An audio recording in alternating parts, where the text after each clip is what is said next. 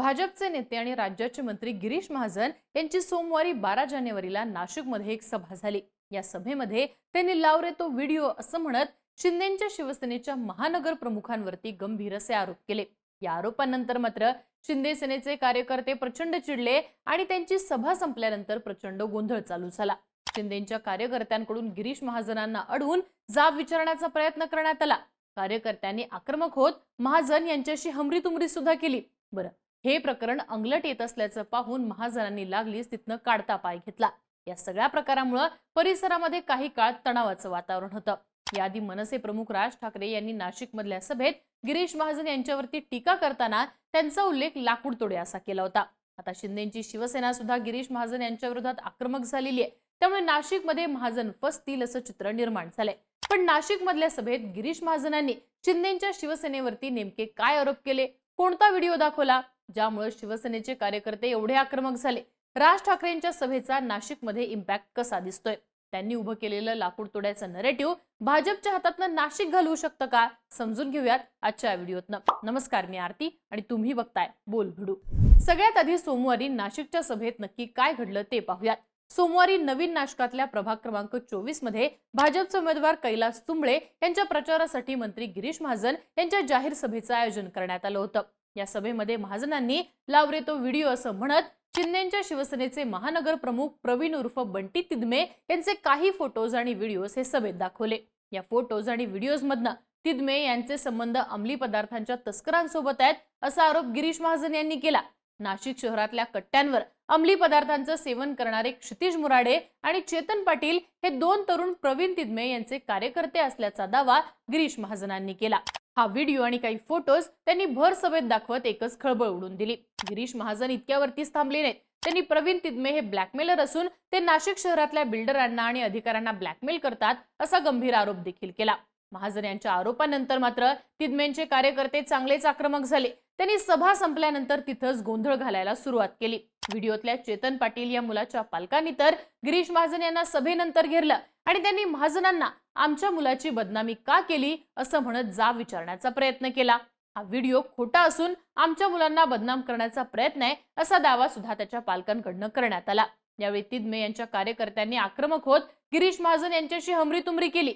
महाजन यांचा एकेरी उल्लेखही करण्यात आला। त्यामुळे भाजपचे कार्यकर्ते सुद्धा इकडे आक्रमक झाले। एक वेळ हातापायीची परिस्थिती निर्माण होती की काय असं वाटत होतं। पण त्या ठिकाणी सभेमुळे मोठ्या प्रमाणावर पोलीस बंदोबस्त असल्यानं कुठलाही अनुचित प्रकार घडला नाही। पण विरोध आपल्याला वाढतोय हे पाहत गिरीश महाजन यांनी सभेच्या ठिकाणावरनं लागलीच काढता पाय घेतला। घडलेल्या घटनेवरती प्रतिक्रिया देताना शिंदेच्या शिवसेनेचे महानगर प्रमुख प्रवीण तिदमे म्हणाले की सभेच्या ठिकाणी दाखवला गेलेला व्हिडिओ हा मॉर्फ करून लावला होता। तुंबळे यांना दर निवडणुकीत असं खालच्या पातळीचं राजकारण करावं वाटतं, त्यामुळे त्यांनी असं केलंय। याबाबत आम्ही त्यांच्यावर गुन्हा दाखल करणार आहे। यावरती उत्तर देताना प्रभाग 24 मध्ये युवक हे व्यसनाधीन होत आहेत, त्यांचा आका कोण आहे हे समजणं देखील गरजेचं आहे असं भाजपचे उमेदवार कैलास तुंबळे म्हणाले। मंत्री गिरीश महाजन यांनी सुद्धा या घडलेल्या प्रकरणावरती बोलताना असं म्हटलंय की जर व्हिडिओ खोटा असेल तर संबंधितांनी पोलिसांमध्ये तक्रार दाखल करावी। आता या सगळ्या घटनेमुळे नाशिकच्या परिसरात काही काळ तणावाचं वातावरण होतं।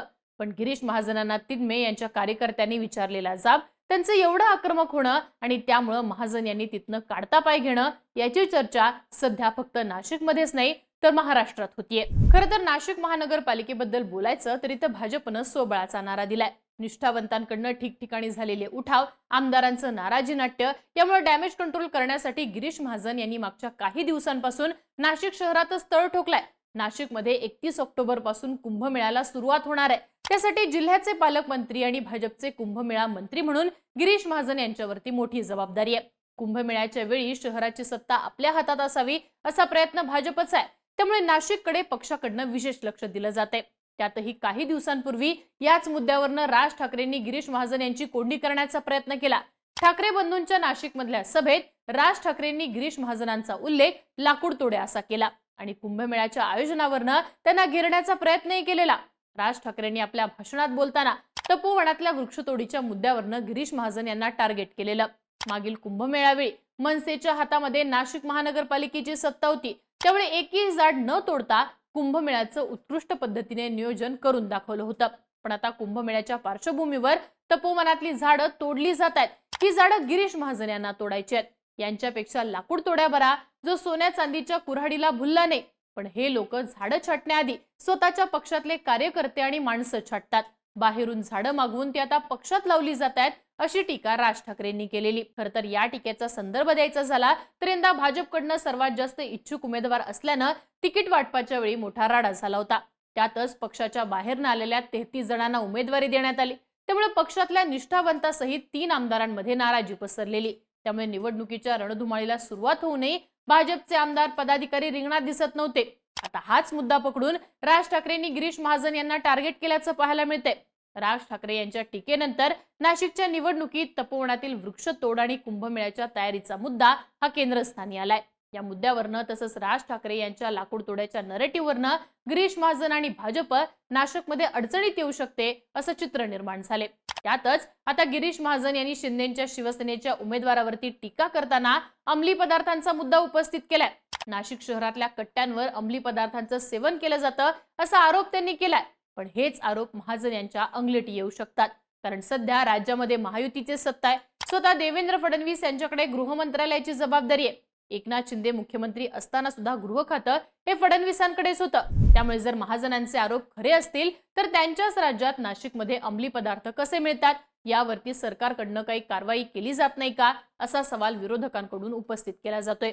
अंमली पदार्थांची तस्करी करणाऱ्यांना फडणवीस सरकारकडून अभय दिलं जात आहे का, असे सवाल सुद्धा विचारले जात आहेत.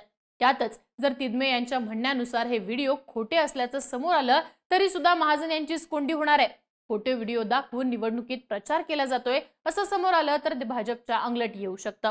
अशा प्रकारे अंमली पदार्थांच्या कनेक्शनचे आरोप करून महाजन दोन्ही बाजूंनी फसलेत असं चित्र दिसतंय. एकूणच काय तर नाशिक मधल्या प्रचारात गिरीश महाजन यांनी लावरे तो व्हिडिओ म्हणत जे आरोप केले ते आता त्यांच्यावरतीच उलटण्याची शक्यता आहे. त्यातच राज ठाकरेंनी सेट केलेलं लाकूड तोड्याचं नरेटिव्ह भाजपच्या हातातून नाशिक घालवेल की काय, अशी शक्यता सध्या निर्माण झाली आहे. नाशिकमध्ये तशी चर्चा चालू आहे. तुम्हाला या सगळ्याबाबत काय वाटतं? नाशिक महानगरपालिकेत नेमकं काय चित्र दिसू शकतं? याबद्दलची तुमची मतं आणि प्रतिक्रिया कमेंट बॉक्समध्ये लिहून कळवा आणि बोलबिडूच्या YouTube चॅनलला नक्की सबस्क्राईब करा.